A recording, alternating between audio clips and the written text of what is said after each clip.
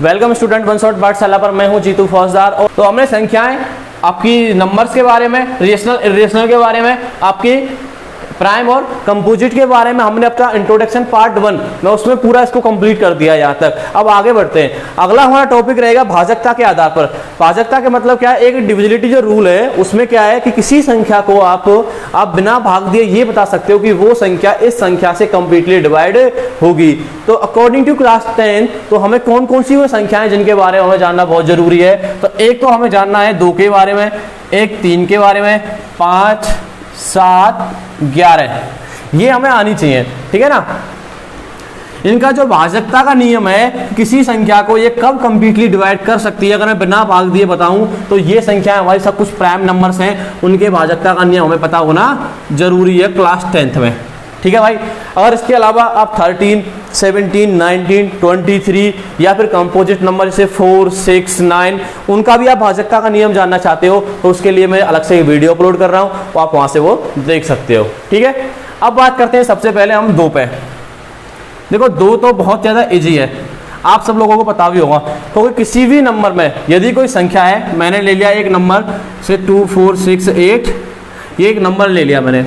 अगर इस नंबर में ये नंबर जो है इसका जो लास्ट का डिजिट है, इस लास्ट के डिजिट से हमें पता चलता है संख्या जो है इवन है या ऑड है, मतलब सम संख्या है या विषम संख्या है। तो मुझे पता चलता है कि सर अगर लास्ट के अंक पे 0, 2, 4, 6, 8 आ जाता है तो वो संख्या होती है आपकी सम संख्या। कौन सी संख्या होती है? सम संख्या, मतलब मैं उसको इवन नंबर बोलता हूँ, ठीक है। अगर यहाँ पे आ जाता है आपका 1 आ जाए, 3 आ जाए, 5 आ जाए, 7 या 9 आ जाए तो आप उसको ऑड नंबर बोल देते हो, ठीक है, मतलब उसे विषम संख्या बोल देते हो।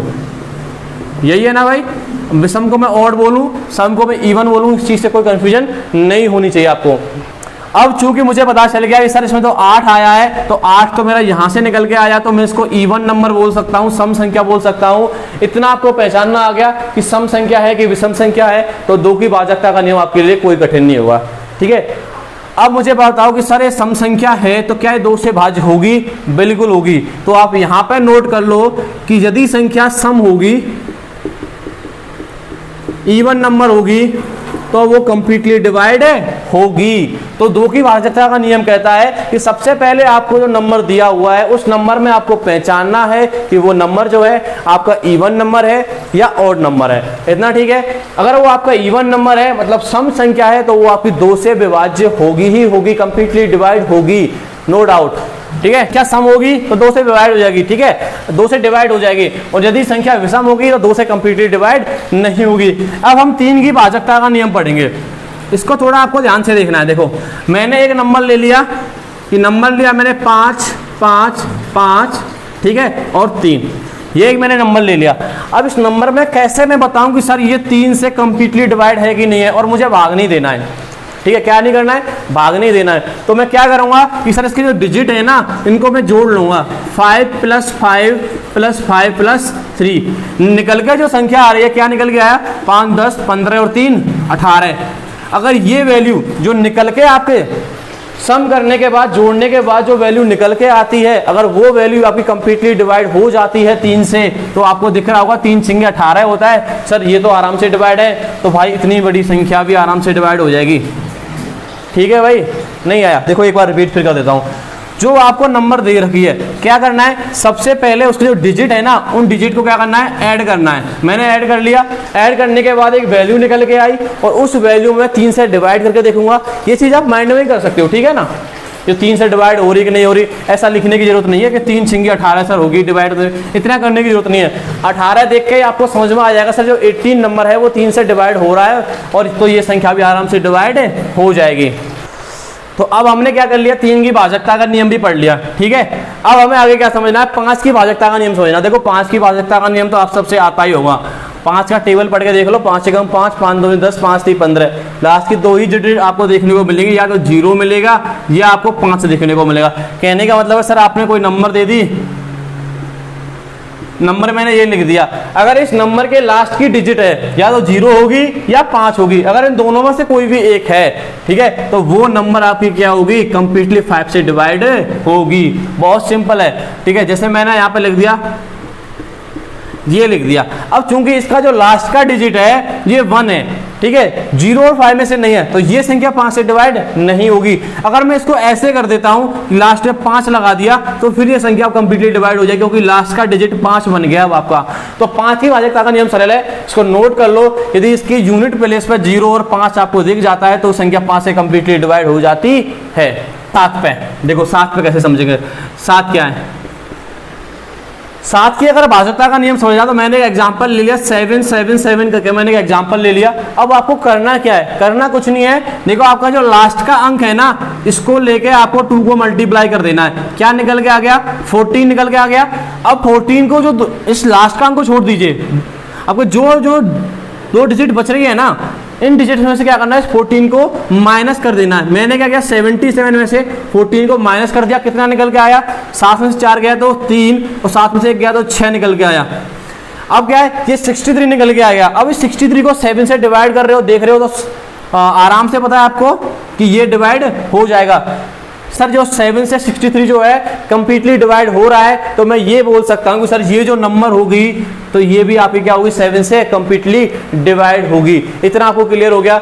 अब देखो मैं एक एग्जांपल और ले रहा हूँ। मैंने एक एग्जांपल ले लिया, सिंपल सा एग्जांपल मैंने क्या ले लिया, 14 ले लिया, ठीक है। अब ये सबको आपको पता है कि सर 14 तो वो 7 दूनी 14 होता है, कंप्लीटली डिवाइड होती है। लेकिन जब मैं इसको मेथड से करूंगा, कैसे करूंगा, सर ये वाला जो अंक है, इस अंक को मैं क्या करूंगा, डबल कर दूंगा, 4 दूनी 8 कर दूंगा, कर दिया। और जो अंक बच रहे हैं उसमें से इसको घटा दूंगा। तो मैंने 1 में से 8 को घटाऊंगा तो माइनस का 7 बचेगा। इस माइनस को भूल जाइए। क्या ये 7 से डिवाइड है, बिल्कुल है, एक बार आराम से डिवाइड है, तो 14 भी क्या हो जाएगा, ये डिवाइड हो जाएगा, ठीक है।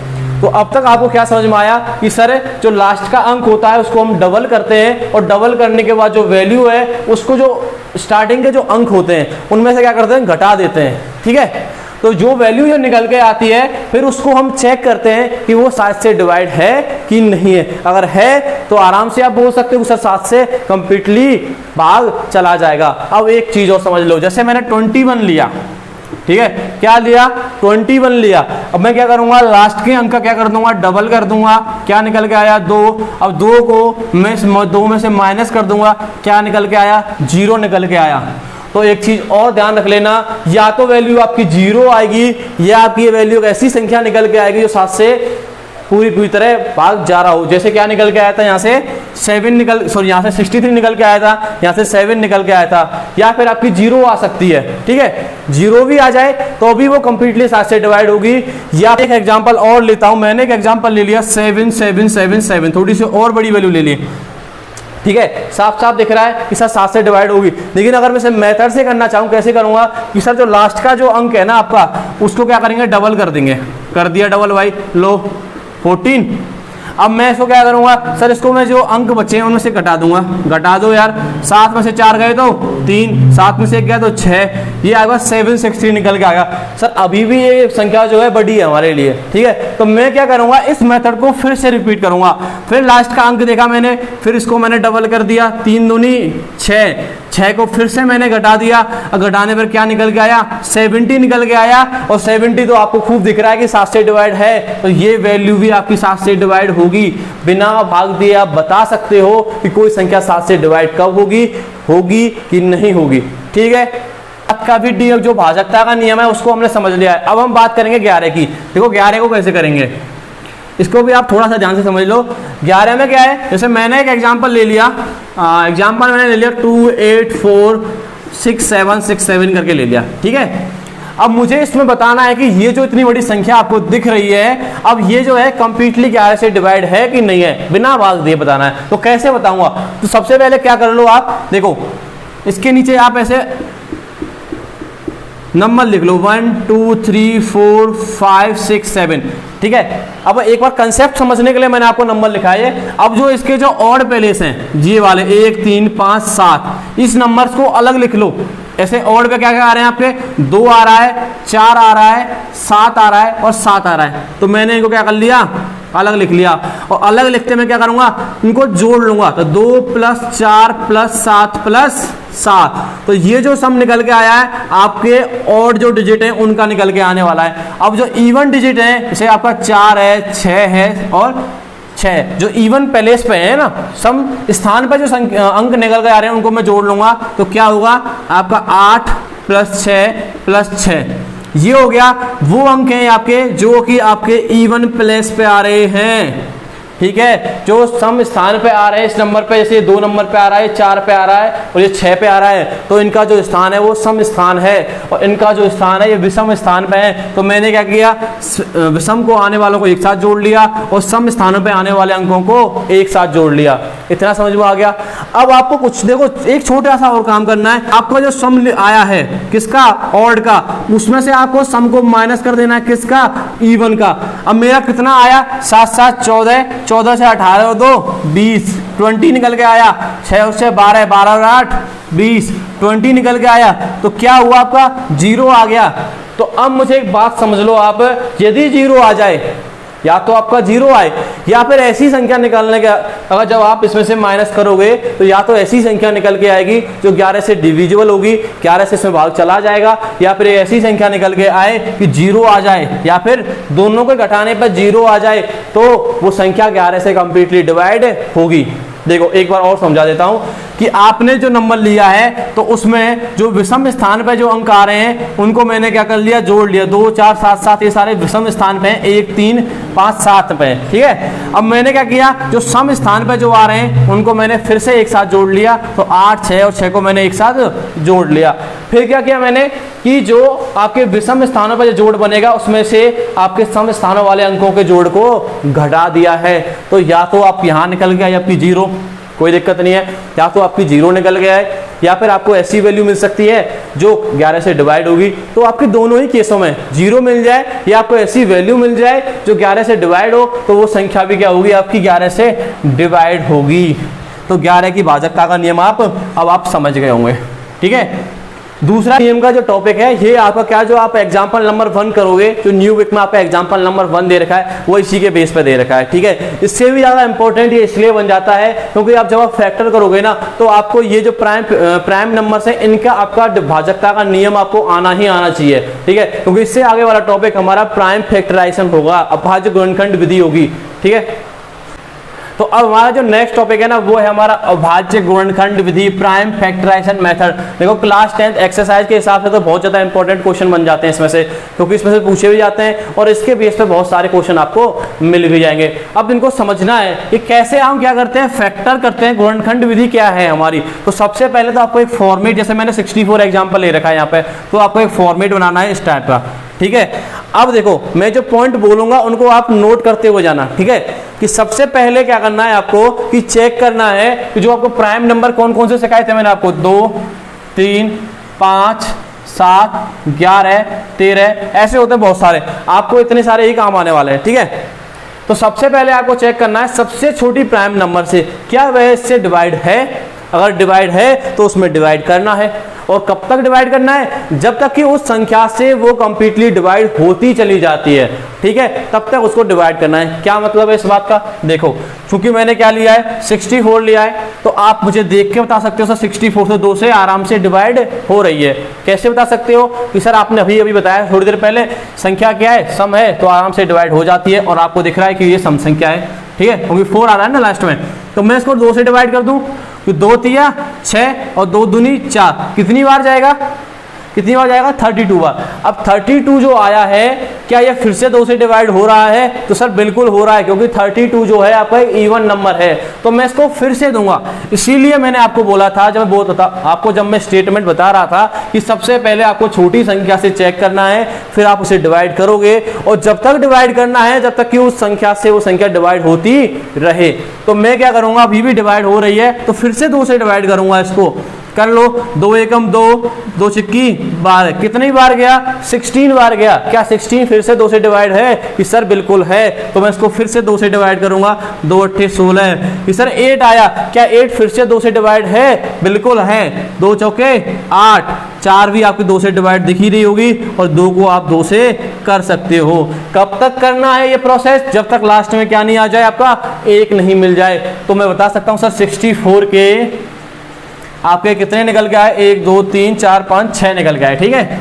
2 इंटू 2 इंटू 2 इंटू 2 इंटू 2, ठीक है। तो ये यहाँ पे क्या निकल के आ गया, इसके फैक्टर निकल के आ गए कि सर पहला पॉइंट समझ में आ गया कि सबसे पहले इनमें से क्या करना है, कि सबसे छोटी वाली है उससे हमें चेक करना है। ऐसे क्यों करना, ताकि आपको कंफ्यूजन ना हो, ठीक है। आप कंफ्यूज नहीं हो तो सबसे छोटी से ट्राई करो। सबसे छोटी से ट्राई किया और जब तक हम देते चले जाएंगे जब तक कि वो भाग पूरी बार चला जाता है। अब जैसे मैंने एग्जांपल लिया था जैसे ये वाला, तो सबसे पहले मैं इसको फॉर्मेट बना लेता हूं।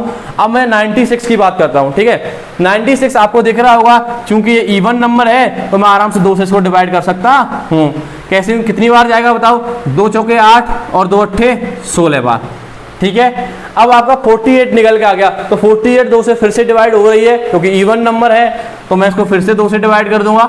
2 चौके 8, ठीक है, सॉरी 2 दूनी 4 और 2 चौके 8, कितनी बार गया, 24 बार गया। क्योंकि आपको पता है फिर से 2 से डिवाइड हो रही है तो फिर से 2 से डिवाइड कर दो। 2 एकम 2, 2 दूनी 4, 12 आपको फिर से 2 से डिवाइड होता है तो 2 चिक्की 12, 6 भी आपका 2 से डिवाइड होता है, 2 तिया 6। अब बात आती है यहाँ पे कि सर अब जो आ गया 3 आ गया, ये 2 से डिवाइड नहीं होता है, तो अब हम क्या करेंगे, नेक्स्ट प्राइम नंबर पे जाएंगे। अब देखिए 3 से 3 आराम से डिवाइड हो जाती है, तो क्या करेंगे, 3 से 3 एकम 3। अब जो स्टेटमेंट दूसरा निकल के आता है, पहला तो ये हो गया कि सबसे छोटी से ट्राई किया और जब तक भाग देंगे जब तक कि उसे भाग जाता है। अब एक बार कंडीशन ऐसी आएगी कि भाग नहीं जाएगा, तो उस समय क्या करना है, तो उससे अगली जो प्राइम नंबर है ना उससे हम चेक करेंगे, भाजकता का नियम लगाएंगे और चेक करेंगे कि सर वो संख्या डिवाइड है कि नहीं है। तो मैं इसके गुणनखंड क्या लिख सकता हूं, सर इसके गुणनखंड 96 के हो जाएंगे, 2 into 2 into 2 into 2 into 2 into 3, 1 2 3 4 5, 1 2 3 4 5, ठीक है भाई।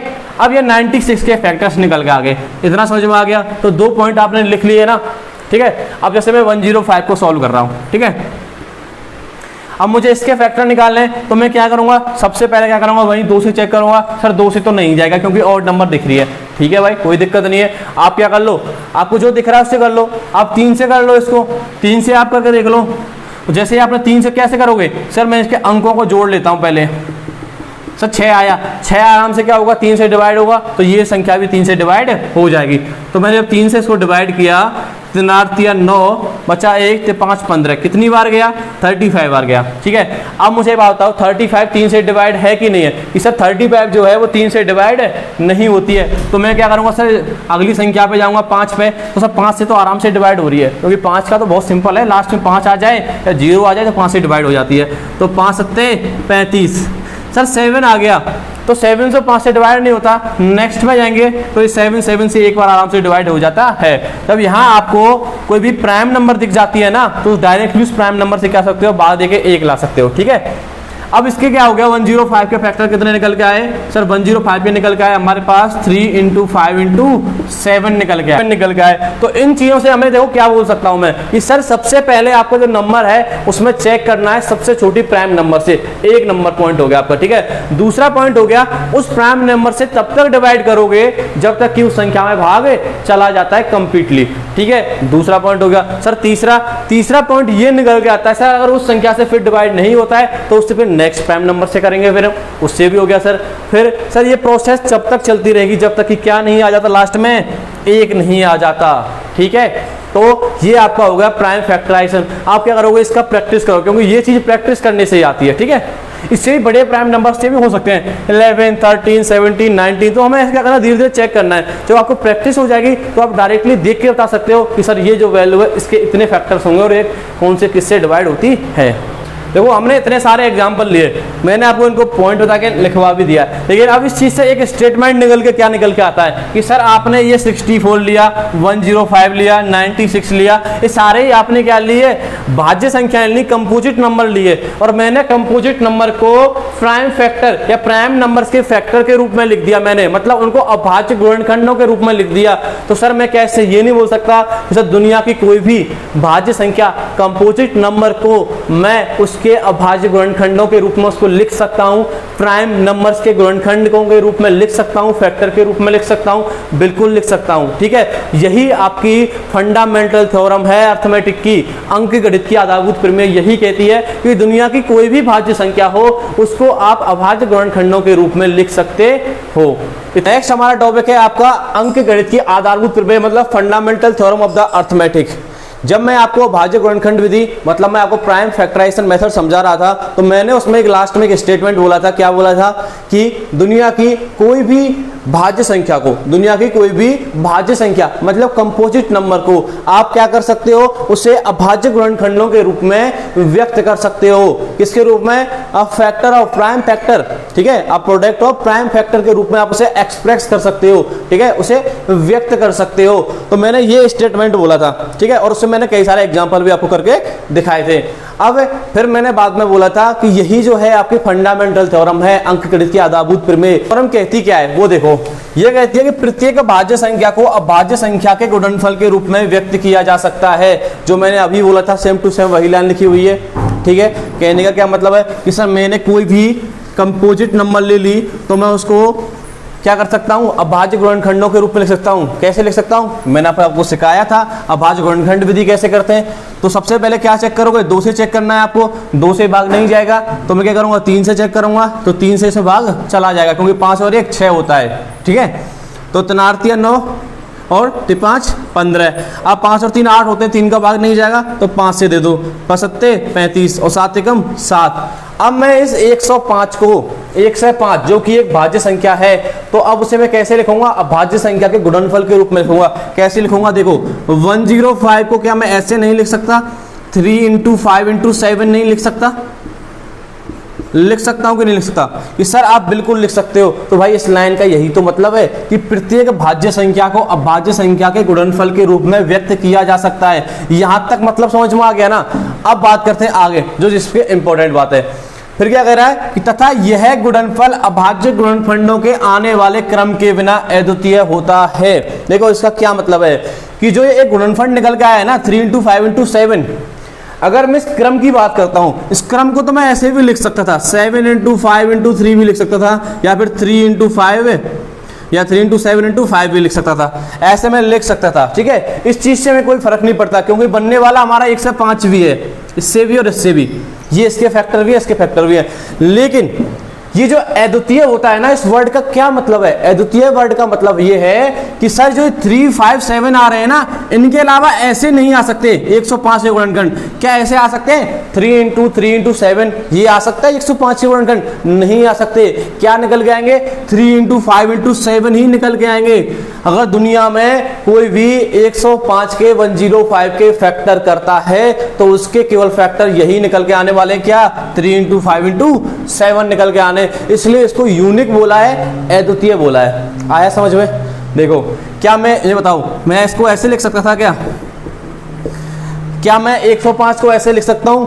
क्या आप जब आप अपने खुद के फैक्टर करोगे तब 105 के ये फैक्टर निकल के आने वाले? क्या नहीं निकल के आने वाले। इसलिए इसको क्या बोला गया है? यूनिक बोला गया है। ये बोला गया कि जो क्रम है ना, ये क्रम आगे पीछे हो जाए तो उससे इतना फर्क नहीं पड़ता है, लेकिन ये जो फैक्टर है ना, इसके 3 5 7 ये फैक्टर 105 के ही निकलेंगे। अगर ये 3 आपके फैक्टर हैं तो 105 के ही हैं और इनके अलावा कोई और फैक्टर आपको नहीं दिखेगा।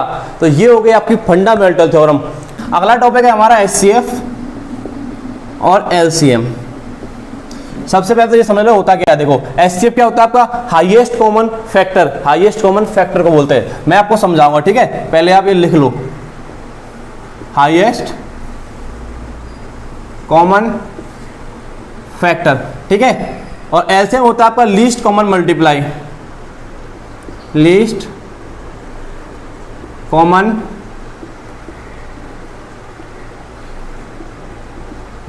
मल्टीप्लाई हो गया।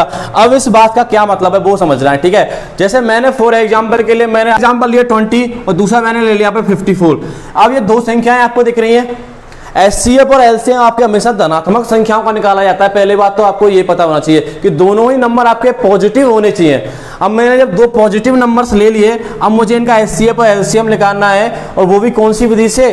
फैक्टर विधि से, अभाज्य गुणनखंड विधि से। ठीक है, तो सबसे पहले तो मैं क्या करूंगा, 20 के अभाज्य गुणनखंड कर लूंगा। ठीक है, इसके फैक्टर करूंगा तो कैसे होंगे, 2 से जाएगा 10 बार, ये 2 से जाएगा 5 बार और ये 5 से 1 बार। ये तो बहुत सिंपल है। अब बात करते हैं 54 की। ये 54 है, इस 54 को मैंने 2 से डिवाइड कर सकता हूँ क्योंकि मुझे दिख रहा है कि यहाँ पे क्या आ रहा है, 4 आ रहा है, मतलब एक सम संख्या है और सम संख्या को 2 से कंप्लीटली डिवाइड कर सकता हूँ। तो मैंने इसको डिवाइड किया, 2 दूनी 4, बच्चों 1, 2 सत्ते 14। 27 को 2 से डिवाइड नहीं कर सकते तो 3 से डिवाइड करेंगे, 3 नाम 27 और ये हो गया 3 9, 3 एकम 3। अब बात करते हैं, देखो मुझे क्या निकालना है, सबसे पहले मुझे ज्ञात करना है HCF।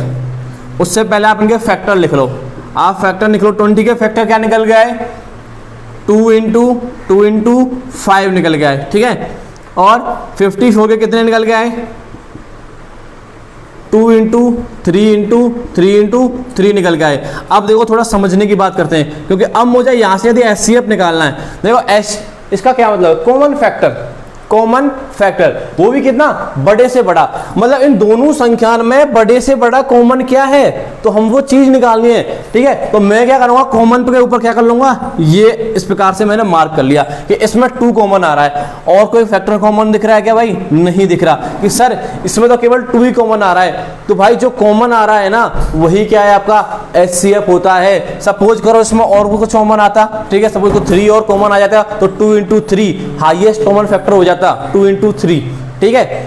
अब क्या आ रहा है इसमें, ओनली बस 2 कॉमन आ रहा है, तो 2 कॉमन आ रहा है तो मैंने क्या लिया सर, HCF वो आपका हो गया 2, क्योंकि 2 के अलावा ऐसी कोई संख्या नहीं है इसमें जो दोनों के बीच में क्या आ जाए, कॉमन आ जाए, जिससे दोनों संख्या, कॉमन का मतलब क्या है कि ये संख्या इन दोनों को डिवाइड कर सकती है। 3, 4, 5 कोई भी ऐसी संख्या नहीं है जो दोनों को डिवाइड कर सकती हो, ठीक है। क्या HCF आपका मिल गया, आपको 2 समझ में आ गया ना। क्या करना है आपको HCF में कि सर मुझे केवल कॉमन फैक्टर्स लेने हैं, वो 1 भी हो सकता है उसमें, 2 भी हो सकते हैं, 2 से ज्यादा भी कॉमन हो सकते हैं, तो सबको मुझे लिख लेना है, सबको मल्टीप्लाई के साथ में लिख लेना है, ठीक है। ये आपका HCF हो गया। अब मुझे करना है सर LCM में क्या करना, देखो LCM में क्या करते हैं, जैसे हमारा फैक्टर है, इसमें क्या क्या फैक्टर निकल गया है, इसमें 2 फैक्टर है और इसमें 5 भी फैक्टर है, इसमें 2 है और इसमें 3 फैक्टर है, ठीक है। तो मैं क्या करूंगा कि जो फैक्टर है उसमें सबसे ज्यादा उसकी कितनी बार आया है, वो उसकी जो पावर है उसको हाईएस्ट पावर लेके चलूंगा मैं उसको, ठीक है। कैसे करूंगा, देखो इसमें आपको 2 फैक्टर दिख रहा है, एक 5 दिख रहा है और एक 3 दिख रहा है, मुझे 3 फैक्टर दिख रहे हैं, तो मैं क्या करूंगा, 2 लिख दूंगा। अब मैं ये चेक करूंगा कि 2 सबसे ज्यादा बार कितनी बार आया, उसकी हाईएस्ट पावर क्या है 2 की। देखो 2 की यहाँ 2 बार आया है तो 2 पावर होगी, यहाँ पे केवल 1 बार आया है, तो मैं क्या लूंगा, 2 की पावर यहाँ पे 2 लिख दूंगा क्योंकि ये 2 बार आया है सबसे ज्यादा, ठीक है। अब दूसरा फैक्टर है आपका 3 है, 3 कितनी बार आया सर, 3 ऊपर वाले में तो आया ही नहीं है, कोई मतलब नहीं है। नीचे वाले में कितनी बार आया है सर, 3 बार आया, तो इसकी पावर कितनी हो जाएगी, 3 हो जाएगी। अब बात करते हैं नेक्स्ट फैक्टर की, 5 की, सर 5 तो 1 बार आया है तो 5 की पावर 1 हो जाएगी। ये आपका LCM निकल के आ गया। तो LCM क्या आ जाएगा, 2 की पावर ये हो जाएगी 4, 3 9 9 27 और ये हो जाएगा 5, ठीक है। 4 5 20 और ये हो गया आपका 27। तो ये कितना निकल के आ गया आपका, 27 इंटू 20 कितना होगा, 27 दूनी 54, 540 निकल के आ गया, ठीक है। तो 540 क्या निकल के आ गया, इसका LCM निकल के आ गया। अब मैं आपको एक बात बता देता हूं, देखो बड़े ध्यान से सुनना, कि जो ये 2 निकल के आया ना, ये 2 है इसका कॉमन फैक्टर, ठीक है। क्या है, कॉमन फैक्टर। तो ये 2 जो है इन दोनों संख्याओं को क्या करेगा, डिवाइड करेगा, ठीक है। और ये जो संख्या निकल के आई है आपका LCM, ये दोनों संख्याएं जो आपको दे रखी हैं, जिनका आपने LCM निकाला है, वो क्या करेंगी, इसको डिवाइड करेंगी। क्या करेंगी, इसको डिवाइड करेंगी कंप्लीटली, ठीक है। ये ध्यान रखना है आपको कि सर HCF तो उन दोनों संख्याओं को डिवाइड करता है और वो दोनों संख्याएं LCM को डिवाइड करती हैं, ये आपको पता होना बहुत जरूरी है, ठीक है। अभी हम एक और एग्जांपल लेंगे फिर चलेंगे आगे। नेक्स्ट एग्जांपल हमने ले लिया है 72 और एक ले लिया हमने 120। अभी हम 2 संख्याओं की बात कर रहे हैं, ठीक है। इसके बाद हम 3 संख्याओं का भी HCF और LCM ज्ञात करेंगे। अब मैं सबसे पहले क्या करूंगा, मुझे HCF और LCM निकालना है तो मैं इसके फैक्टर करूंगा, गुणनखंड करूंगा। तो मैं 72 को यहाँ के गुणनखंड कर लेता हूँ, ठीक है। मुझे साफ साफ दिख रहा है सम संख्या है, 2 से डिवाइड होगी, 2 3 6 बच्चों 1 2 6 12, फिर से 2 से डिवाइड होगी, 2 1 2 2 8 16, 2 नाम 18, फिर 3 से आराम से डिवाइड हो रही है, ठीक है। और यहाँ पे 1 आ गया, मतलब इसके फैक्टर निकल के आ गए। अब मैं 120 की बात करूंगा। सर 120 के फैक्टर्स, 120 के फैक्टर्स साहब कि 120 जो है आराम से दिख रहा है, लास्ट में 0 आ रही है, मतलब सम संख्या है, और सम संख्या है तो 2 से आराम से डिवाइड हो जाएगी, 2 चुक्की बार है और 0 बार फिर से डिवाइड हो जाएगी, 30 बार फिर से डिवाइड हो जाएगी, 15 बार और फिर से डिवाइड हो जाएगी, 5 15 और 5 एकम 5, 1 आ गया। अब मैं क्या करूंगा कि इनके फैक्टर्स को लिख लूंगा। मैंने फैक्टर्स लिख लिए, 72 के लिख लिए 2 इंटू 2 इंटू 2 इंटू 3 इंटू 3, ये 72 के निकल के आ गए। अब मैं 120 की बात करता हूँ, देखो 2 इंटू 2 इंटू 2 इंटू 3 इंटू 5, ये निकल के आ गए। अब मुझे ज्ञात करना है HCF। क्या बताया था कि सबसे पहले क्या चेक करना है, आपको कॉमन वाले जो भी फैक्टर्स आ रहे हैं उनको मार्क करना। जैसे इसमें कॉमन क्या आ रहा है, 2 आ रहा है, ये 2 भी मिल जाएगा, ये 2 भी मिल जाएगा, ये 3 भी मिल जाएगा इसमें कॉमन, ठीक है। तो ये सारे हमारे कॉमन हो गए। तो मैं क्या करूंगा, मुझे हाईएस्ट कॉमन चाहिए ना, तो मैं सबको लिख लूंगा। क्या कर लूंगा, 2 इंटू 2 इंटू 2 इंटू 3, तो संख्या क्या बन जाएगी, 2 दूनी 4, 4 दूनी 8 और 8 तिया 24। तो क्या निकल के आ गया आपका LCM, 24 निकल के आ गया। तो ये 24 एक ऐसी संख्या है, इन दोनों में से क्या करेगी, आप कॉमन ले सकते हो। इससे बड़ा कॉमन इन दोनों संख्याओं में कोई नहीं है, ठीक है ना। ये बात समझ में आ गई ना। ये संख्या इन दोनों संख्याओं को डिवाइड कर सकती है और इससे बड़ी कॉमन इन दोनों के अंदर नहीं है। छोटी तो बहुत है, 2 भी इसको डिवाइड कर सकती है, दोनों में कॉमन है, 3 भी डिवाइड कर सकती है, लेकिन हमें हाईएस्ट कॉमन चाहिए, इसलिए हमने क्या किया, इनका मल्टीप्लाई कर दिया लास्ट में। तो ये संख्या वो निकल के आ गई कि इससे बड़ी कोई कॉमन अब इस दोनों संख्याओं में नहीं है। ये समझ में आ गया। अब बात करते हैं LCM की कि सर LCM आपने बताया था कि सबसे पहले हमें क्या करना है, फैक्टर चेक करना है, इसमें कौन कौन से फैक्टर आए। कि एक तो सर हमें फैक्टर 2 दिख रहा है, एक 3 दिख रहा है और एक 5 दिख रहा है, ठीक है भाई। चलो 2 की बात कर लेते हैं। तो 2 की हाईएस्ट पावर कितनी आई है, 2 कितनी बार आया यहाँ पे, इसमें 3 बार दिख रहा है, इसमें भी 3 बार दिख रहा है, तो 2 की पावर कितनी लग गई, 3 लग गई, ठीक है। अब 3 की बात करें, सर 3 इसमें 2 बार दिख रहा है, इसमें 1 ही बार दिख रहा है, तो 3 की पावर कितनी लगा देंगे, 2। 5 तो सर 1 ही बार दिख रहा है, तो 5 की पावर 1 होगी भाई। अब कर लो, इसका क्या मतलब होगा, 2 की पावर 3 का मतलब क्या होगा, 2 दूनी 4, 4 दूनी 8, ठीक है। और 3 की पावर 2 का कितना हो गया, 9, और ये कितना हो गया, 5, ठीक है भाई। आगे इसको मल्टीप्लाई कर दो, 9 8 72 मल्टीप्लाई बाई 5, 5 दूनी 10, हाथ से लगे 1, 7 पंजे 35 और 1 36, कितनी वैल्यू निकल के आ गई, 360 निकल के आ गई। तो क्या है, ये आपका LCM है, और ये वो संख्या है जो ये दोनों संख्या है इसको कंप्लीटली डिवाइड करेंगी ही करेंगी, ठीक है। तो LCM का मतलब समझ में आ गया, HCF का मतलब समझ में आ गया। अब आप निकाल तो सकते हो ना कि फैक्टर विधि से किस प्रकार से मैं LCM और HCF ज्ञात कर सकता हूं, ठीक है। मैंने अभी आपको समझाया था HCF और LCM, तो हमारा देखो आगे क्या चीज, सबसे इंपॉर्टेंट चीज LCF और LCM की क्लास 10th में एक्सरसाइज में क्या है, वो ये है भाई। मैंने इसको 3 स्टार लगा दिया है। इसका क्या मतलब है, देखो ये कह रहा है कि 2 धनात्मक पूर्णांक हैं आपकी A और B हैं, मतलब कहने का मतलब पॉजिटिव नंबर है आपके पास 2, कोई A संख्या है और कोई B संख्या है। अब क्या है उनके बीच में रिलेशन, देखो ये कह रहा है कि यदि मैं दोनों संख्याओं का मल्टीप्लाई कर दूं और वो किसके बराबर होंगी, इक्वल में, कि अगर मैं HCF निकाल लूं और LCM निकाल लूं, उन दोनों का आपस में मल्टीप्लाई करूंगा तो भाई ये इसके बराबर निकल के आएंगी, ठीक है ना। ये समझ में आया। क्या मतलब है कि सर मैंने कोई संख्या ले ली, जैसे मैंने 15 ले लिया और 12 ले ली, ये A है और ये B है। अगर मैं दोनों का HCF और LCM निकालूं कितना आएगा, कि सर 15 का हो जाता है 3 इंटू 5, ये फैक्टर हो गए। 12 के हो जाते हैं सर 2 इंटू 2 इंटू 3 हो गए, ठीक है। अब मुझे क्या करना है, इनका HCF निकालना है। मैं इनका HCF निकालूंगा, कैसे निकालूंगा कि सर आप इसमें कॉमन चेक कर लो, इसमें कॉमन क्या आ रहा है, सर कॉमन तो इसमें 3 दिख रहा है बस, तो HCF आ गया आपका 3। अब मैं LCM की बात करूं कि सर LCM होता है, सबसे पहले फैक्टर चेक करते हैं। एक 2 फैक्टर है, इसमें 3 फैक्टर और 5 फैक्टर है, तो 2 की हाईएस्ट पावर कितनी है, 2, 3 की हाईएस्ट पावर 1 और 5 की 1 ही है, ठीक है। तो ये हो गया 4 और ये हो गया 15, 15 चौके 60, तो LCM कितना निकल के आ गया 60। HCF कितना आ गया आपको 3, संख्या A और B आपको 15 और 12। तो अब इस बात का क्या मतलब है, ये क्या कह रहा है कि यदि मैं इन दोनों संख्याओं का मल्टीप्लाई कर दूं, कर दो भाई। देखो यहां से समझो, मैंने क्या किया, 15 इंटू 12 a इंटू वी लिख दिया। अब कह रहा है कि ये बराबर होता है दोनों संख्याओं का HCF, कितना निकल के आया 3 निकल के आया, मल्टीप्लाई किसके मल्टीप्लाई के साथ LCM, दोनों संख्याओं का LCM निकल के आया, क्या निकल के आया 60 निकल के आ गया। ठीक है भाई, गुणा कर दो, 12 पंजे 60 होता है कि नहीं होता, ठीक है 12 एकम 12, 12 6 18, कितना आया 180 निकल के आ गया। दोनों संख्याओं का प्रोडक्ट कितना निकल के आया 180 निकल के आया। अब मुझे बताओ 62 इंटू 3 करूंगा कितना निकल के आएगा 180 निकल के आया, आ गया ना भाई बराबर। यही तो रिलेशन है इन दोनों के बीच में। यदि मैं दोनों संख्याएं आपको जो दे रखी है पॉजिटिव नंबर्स, यदि उनका मैं मल्टीप्लाई करूंगा तो वो आपके इक्वल होगा उन दोनों संख्याओं के HCF और LCM के मल्टीप्लाई के बराबर होगा। ये आपको ध्यान रखना है। और सबसे इंपॉर्टेंट चीज कि ये दो धनात्मक संख्याओं के लिए है। यदि आपको 3 संख्याएं दे रखी हैं तो ये फॉर्मूला काम नहीं करता है।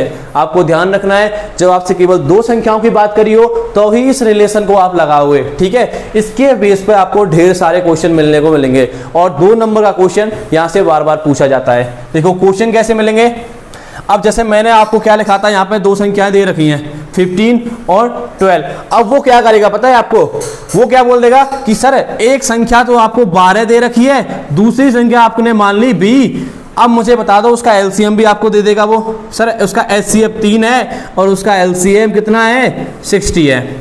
तो क्या कह देगा कि वो दूसरी संख्या जो B दे रखी है उस संख्या को आपको ज्ञात करना है, फाइंड आउट करना है इस संख्या को। तो कैसे करोगे कि सर मुझे खूब पता है कि A इंटू वी मतलब मैं 12 इंटू बी कर दूंगा, यहां लिख दूं मैं 12 इंटू बी बराबर होता है 3 इंटू 60 होता है, ठीक है। अब मुझे V फाइंड आउट करना है तो मैं क्या करूंगा 3 इंटू 60 और ये किस में आ जाएगा डिवाइड में आ जाएगा।